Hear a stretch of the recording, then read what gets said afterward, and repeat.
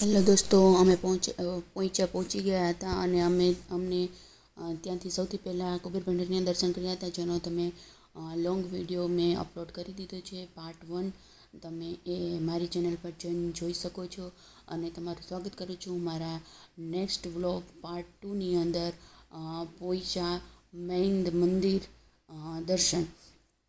તો અમે પહોંચી ગયા હતા. આ છે તેની એન્ટ્રી.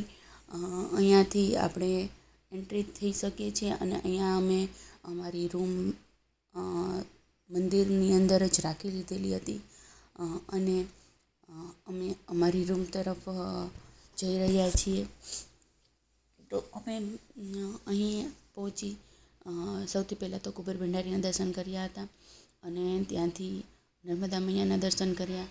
પછી અમે થોડુંક ત્યાં હર્યા ફર્યા અને પછી અમે રૂમ બુક કરી અને પછી અમે અમારા રૂમ તરફ હવે જઈ રહ્યા છીએ. તો મિત્રો, અહીં છે તમે ખૂબ જ સરસ મંદિર છે, ખૂબ સરસ રહેવાલાયક સ્થળ છે. તો તમે અહીંની મુલાકાત જરૂરથી લઈ શકો છો. તો અહીં છે એ ગ્રીનરી ખૂબ છે, ફરવા માટે પણ ઘણું બધું છે, પ્રદર્શન માટે ઘણું બધું છે, પ્રાણી સંગ્રહાલય છે, તો તમે એને પણ જોઈ શકો છો. આ ટિકિટ છે અલગ અલગ બધાની, પણ તમે અહીં મસ્ત મજા માણી શકો છો અને તમને અહીં ખૂબ એવી મજા આવે એમ છે. તો અમને તો અહીં ખૂબ મજા આવી હતી, અમે ખૂબ એન્જોય કર્યું હતું અને અમને અહીંની કલાકૃતિ છે, અહીંના મંદિર છે, અહીંનું જે પ્રદર્શન છે અલગ અલગ બધા, તે પણ જોવાની ખૂબ મજા આવી હતી. અને અમે અહીંથી અમે લિફ્ટની અંદરથી અમે અમારા રૂમ તરફ પહોંચી ગયા હતા. આ છે અમારી અહીંયા રૂમ અને અમે અમારા રૂમની અંદર એન્ટર થઈ ગયા હતા. તે રૂમમાં 3 બેડ અને બાથરૂમ અને ટોયલેટ હતા. તો અહીં રહેવાની અને ચોખ્ખાઈ પણ ખૂબ જ સરસ હતી મિત્રો, અને અમને તો અહીંયા ખૂબ મજા આવી. એસીવાળો રૂમ હતો અને ગરમીમાં તો એસી વગર ચાલે નહીં, પણ અહીં એસીની જરૂર લાગતી નહોતી કેમ કે પંખામાં પણ ખૂબ સરસ ઠંડી એવી હવા હતી. કેમ કે ચારે તરફ ગ્રીનરી હોય તો તમને ઠંડકનો અહેસાસ આપોઆપ થઈ જાય છે. તો હવે અમે અહીંથી અમારા રૂમથી થોડીક વાર આરામ કરી નીકળી પડ્યા હતા મંદિર તરફ. તો અહીં તમે જોઈ શકો છો કેવી મસ્ત કાનુડાની કલાકૃતિઓ છે, કાનુડાની લીલાઓ છે. તે અલગ અલગ ગોપીઓ સાથે કઈ રીતે લીલાઓ કરી રહ્યા છે તેની પ્રદર્શન મૂકેલું હતું. તે અમે જોયું, અમને ખૂબ મજા આવી. અહીં અલગ અલગ ગોપીઓ સાથે કઈ રીતે નખરાઓ કરતો અને એને છેડતો કાનુડો અહીં તમને જોવા મળે છે. પછી અમે અહીંથી આગળ જેમ જેમ ગયા એમ અમને અલગ અલગ કાનુડાને લીલાઓ જોવા મળી. સ્વામી છે એના પણ અહીં ખૂબ કલાકૃતિઓ, મૂર્તિઓ હતી. તો આ છે આપણા શિવજી મહાકાલ, જેના મેં દર્શન કર્યા. અને આગળ જતાં તમને અહીં જોવા મળશે આ એનું મેઇન મંદિર છે. પછી અમને અહીં બ્રહ્માજીની મૂર્તિ જોવા મળી. પછી નીલકર્ણી મંદિર જે છે તે પણ અમને અહીં એની મૂર્તિઓ પણ જોવા મળી. આજુબાજુ હંસ, મોર, સિંહ વગેરેની કલાકૃતિઓ ખૂબ જ આકર્ષિત હતી, તમારા મનને ખૂબ જ આનંદિત કરે એવી હતી. તો અમને અહીં ખૂબ જોવાની મજા આવી. અને સાચું કહું તો અમને અહીં એટલી મજા આવી કે અમને અહીંથી જવાનું મન નહોતું થતું.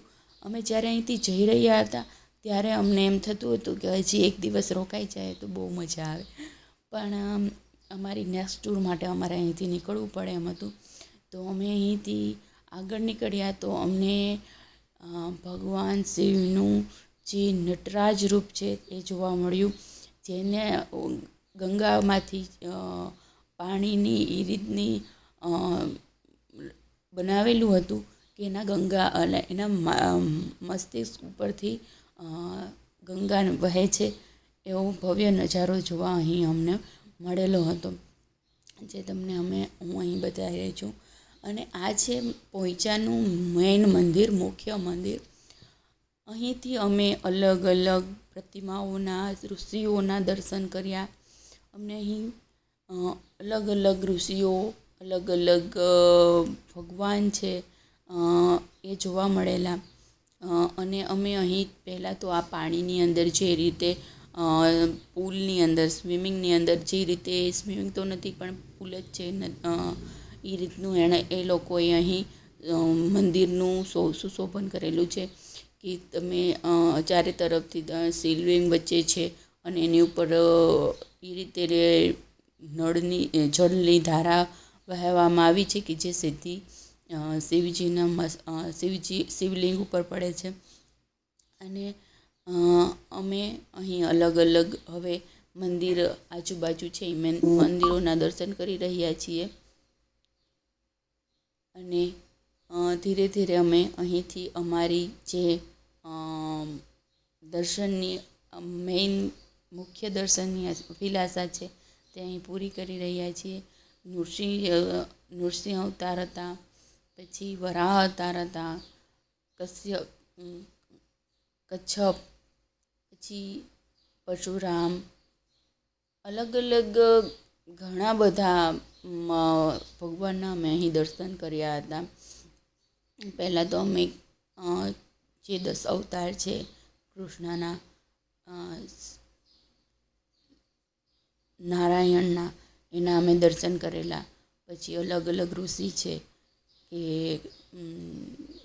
વાલ્મીકી છે, વશિષ્ઠ છે, અલગ અલગ બધાના અમે દર્શન કર્યા અહીં. અને મેન તો મિત્રો અહીં છે એ જે સૂતા લક્ષ્મી નારાયણ છે, નારાયણ છે એ સૂતા છે અને લક્ષ્મીજી છે એના પગ દબાવે છે. એ અમને જોઈ અને ખૂબ જ આનંદ થયા. અમને ખૂબ અહીં એક અલગ જ અનુભૂતિ થઈ કે જેનું હું વર્ણન કરી શકું એમ નથી. અહીં મને એટલો આનંદ થયો કે જેની કોઈ સીમા જ નથી. અમને ખૂબ મજા આવી અને અમે દર્શન કરીને એટલી શાંતિનો અનુભવ કર્યો કે જેને હું શબ્દોમાં વર્ણવી શકું એમ નથી. આ છે એ અહીં મંદિરની આજુબાજુમાં એ રીતે ફુવારા ગોઠવેલા છે કે તમે પહેલાં ધીમે થાય, પછી ફૂલ થાય ને પછી એટલો ઉપર જાય કે તમે એ નજારો જોવા મજા જ આવે.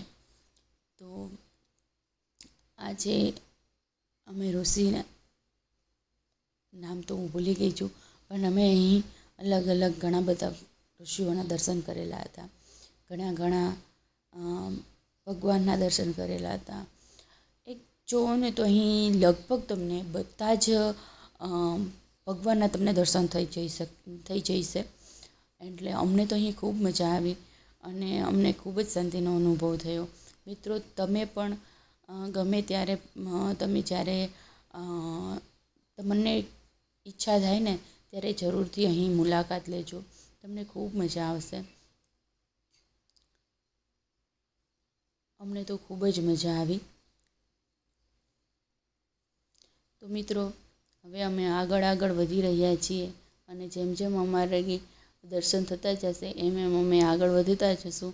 અને એમ અમે અમારા જે મુખ્ય મંદિર છે, લક્ષ્મીનારાયણનું છે, સ્વામીજીનું છે, ઘનશ્યામ મહારાજનું ને છે, તો એના માટે અમે જેમ જેમ આગળ વધશું એમ અમને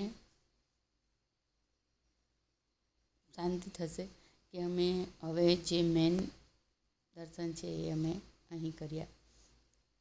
તો મિત્રો તમે અહીં એકવાર જરૂર મુલાકાત લેજો અહીંની કલાકૃતિઓ છે, અહીંની જે મંદિરની સાજ સજાવટ છે, મંદિરની અંદર જે રીતે કોતરણી કામ થયેલું છે, બસ એ જ જોવાલાયક છે.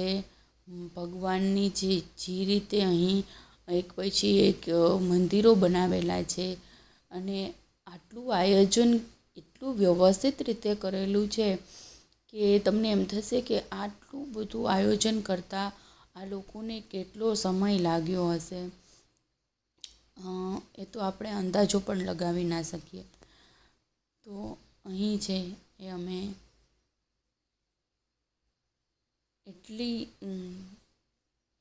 હું જે શબ્દોમાં કહી રહી છું એમાં મને શબ્દો પણ નથી મળતા, કેમ કે અહીં વાતાવરણ જ એ રીતનું હતું. અને એક વખત મિત્રો ગૌમુખી ગૌના મુખમાંથી જે પાણી પડે છે અને એને ગૌમુખી કહેવામાં આવે છે, તો એની જ મુલાકાત જરૂર લેજો, કેમ કે તમને ન્યાય એકદમ સરસ ઠંડક મળશે. હા, ખૂબ બહુ જોવાલાયક નથી, પણ તમારે જો નાહવું જ હોય તો તમે એ ગૌમુખીની નીચેથી નીકળતા જજો અને એ પાણી છે એ તમારા માથા પર પડશે. તમને ખૂબ જોવા મજા આવશે. અને એકવાર દર્શન કરીને પછી ત્યાં જજો, કેમ કે ગરમીથી આપણે નાહી રહ્યા હોય અને પછી જ્યારે આપણને ઠંડકનો અહેસાસ થાય ત્યારે એ મજા આવે. એટલે હા, અને જ્યારે મેઇન મંદિરની અંદર તમે એન્ટ્રી કરો ને ત્યારે તમારા એક જોડી કપડાં લઈ લેજો, કેમ કે ગૌમુખી ત્યાંથી નીકળશો તમે ત્યારે આખા ભીના થઈ જશો અને એના માટે તમારે ચેન્જ તો કરવા જ પડશે. તો ડુ નોટ આઉટ બાથરૂમની કપડાં ચેન્જ કરવા માટેની બધી જ સુવિધાઓ રાખેલી છે, કરેલી છે અને બધું સુવ્યવસ્થિત અને સ્વચ્છ હતું. બધામાં વારે ઘડીએ એ લોકો છે એ ક્લીનઅપ કરવા આવતા હતા. ટોયલેટ છે, બાથરૂમ છે વગેરે 15-15 મિનિટે, 20-20 મિનિટે કે 30-30 મિનિટે એ લોકોની સુવિધાઓ મુજબ એ લોકો છે એ ક્લીનઅપ કરી જતા હતા અને તમને સુવ્યવસ્થિત અને સરસ જ ટોયલેટ અને બાથરૂમ છે એ મળે. એટલે અહીં જો આપણે હવે મેઇન મંદિરે પહોંચી ગયા છે, જ્યાં નારાયણ છે એ સૂતા છે અને લક્ષ્મીજી છે એના પગ દબાવે છે. આ એની અહીંની નીચે મંદિર છે એની કોતરણી કામ અને સાજ સજાવટ હતી. આ છે આપણા નારાયણ અને એની બાજુમાં બેઠા છે લક્ષ્મીજી. અહીંની શાંતિનો અનુભવ શબ્દોમાં વર્ણવી શકાય એમ નથી. અહીં આજુબાજુ એક ખાણીપીણી માટે અને એક આયુર્વેદિક શેમ્પૂ છે, સાબુ છે વગેરે માટેની એક શોપ હતી. જે તમને નીચે લક્ષ્મીનારાયણના મંદિરથી તમે ફરીથી એક્ઝિટ થશો ત્યારે તમને એન્ટ્રી કરશો તો પણ જોવા મળશે અને એક્ઝિટ કરશો તો પણ જોવા મળશે. પછી અમે જે મેઇન મંદિર છે એના દર્શન કર્યા, મુખ્ય મંદિરના દર્શન કર્યા અને તેને 56 ભોગ ધરાવવામાં આવેલો હતો.